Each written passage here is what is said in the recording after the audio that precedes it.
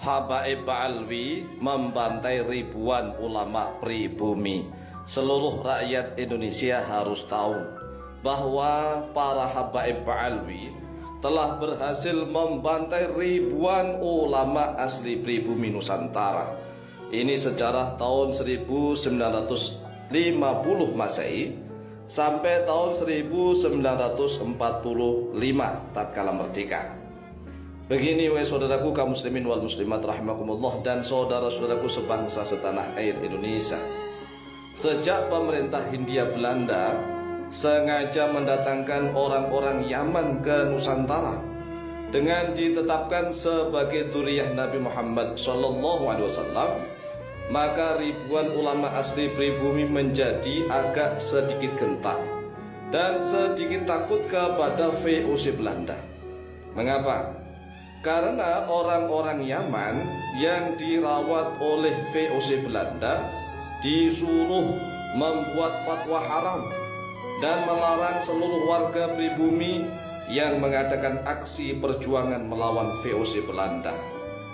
Akhirnya setiap ada aksi perjuangan para ulama, para kiai dan rakyat pribumi yang melawan Belanda, maka tentara Belanda dengan bebas dan seenaknya serta sangat kejam membantai para ulama, kiai dan rakyat pribumi.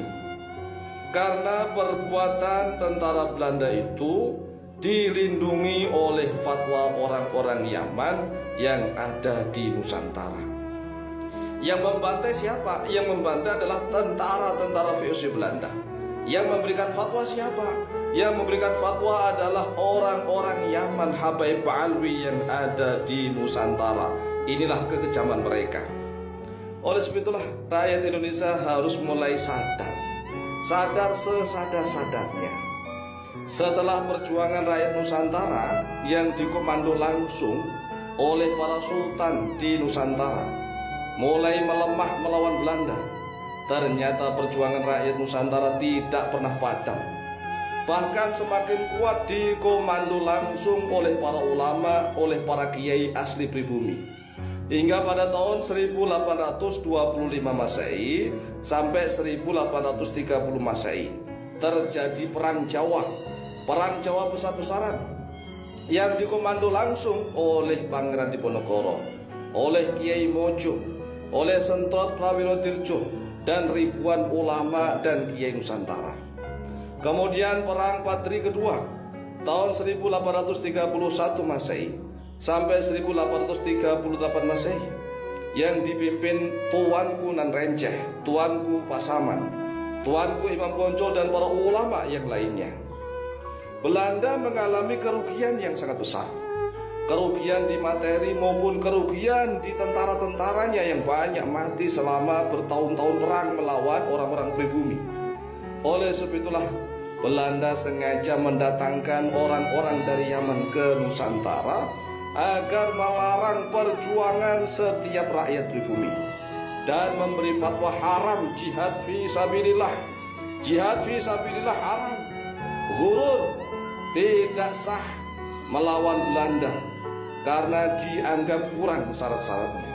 Ini adalah produk fatwanya orang-orang Yaman yang membantai ribuan para ulama dan kiai asli Nusantara yang menjadi pejuang membela tanah air demi kemerdekaan seluruh bangsa di Indonesia. Setelah Belanda mendatangkan orang-orang Yaman ke Nusantara, yaitu pada tahun 1850 Masehi, ternyata perjuangan rakyat pribumi tetap tidak padam. Terbukti adanya perjuangan rakyat Banjar. Banjar ini adalah Kalimantan Selatan, dipimpin oleh Pangeran Antasari. Perjuangan terjadi pada tahun 1859 Masehi sampai tahun 1863 Masehi. Perjuangan lagi ada di Aceh, perjuangan rakyat Aceh yang dipimpin langsung oleh Sultan Muhammad Shah, kemudian oleh para ulama seperti Teuku Umar, seperti Cut Nyadin, Cut Mutia dan kawan-kawan. Ini terjadi pada tahun 1873 Masehi sampai tahun 1904 Masehi. Kemudian ada lagi perjuangan rakyat Banten, Geger Cilegon. Ini dipimpin oleh Ki Haji Wasit dan kawan-kawan. Terjadi pada tahun 1888 Masehi. Dan ada lagi perjuangan rakyat Betawi, perjuangan lagi para Jawara Bekasi. Banyak sekali ribuan ulama yang berjuang untuk melawan ketidakadilan, melawan kezaliman, kesewenang-wenangan dari para penjajah Belanda. Dan mereka karena dinaungi, dilindungi oleh fatwanya orang-orang Yaman yang ada di Indonesia, maka tentara Belanda seenaknya, dengan seenak wudelnya mereka menangkapi seluruh para kiai dan ulama. Bukan hanya segera ditangkap, tetapi juga dibantai di mana-mana. Dan yang tidak dibantai kemudian diusir sampai ke luar negeri, seperti Syekh Muhammad Nawawi bin Umar Al-Bantani rahimahullah ta'ala. Nah, Syekh Muhammad Nawawi bin Umar Al-Bantani pergi ke Mekah Al-Mukarramah sampai wafat. Kemudian Syekh Muhammad Mahfud Termas di Mekah Al-Mukarramah sampai wafat. Syekh Mukhtar Al-Bukhari, orang Bogor asli, di Mekah Al-Mukarramah sampai wafat. Syekh Ahmad Khatib Al-Minangkabawi, orang Minangkabau, di Mekah Al-Mukarramah sampai wafat, enggak pulang-pulang. Nah, kalau pulang mereka dibantai oleh orang-orang Belanda. Tapi aneh, orang-orang Yaman yang ada di Indonesia hidupnya enak, kepenak, aman, nyaman, sejahtera. Ini kan harus diungkap fakta sejarah ini.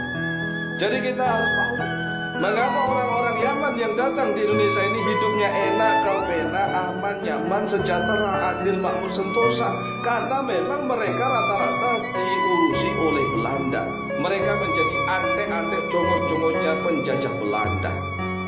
Sedangkan para kiai dan ulama asli pribumi harus berjuang untuk merebut kemerdekaan. Tetapi mereka dicap sebagai pengacau, dicap sebagai perusuh, membuat rusuh negeri, pengacau negeri, memberontak kepada pemerintah yang sah, yaitu pemerintah Hindia Belanda. Ini kan fatwa yang kurang ajar. Lawan pemerintah Belanda ke Indonesia itu merebut tidak sah. Mereka itu bukan orang Nusantara, tetapi oleh orang-orang Yaman dilindungi fatwanya itu. Inilah yang harus kita buka. Oleh sebab itulah wahai saudaraku kaum muslimin dan muslimat rahimahumullah, sudah saatnya kita ini harus tahu kebenaran sejarah. Mengapa orang-orang Yaman tidak dikejar-kejar, tidak diusir oleh Belanda? Ya, mereka memang rata-rata didatangkan ke Indonesia untuk memberi fatwa. Karena orang Islam Indonesia ini kalau dikasih fatwa, apalagi mengatasnamakan duriah Rasulullah SAW, mereka akan tunduk, manut dan mengikutinya. Demikian, semoga manfaat dan barokah, lebih dan kurangnya mohon maaf. Wallahu ta'ala a'lam bishawab.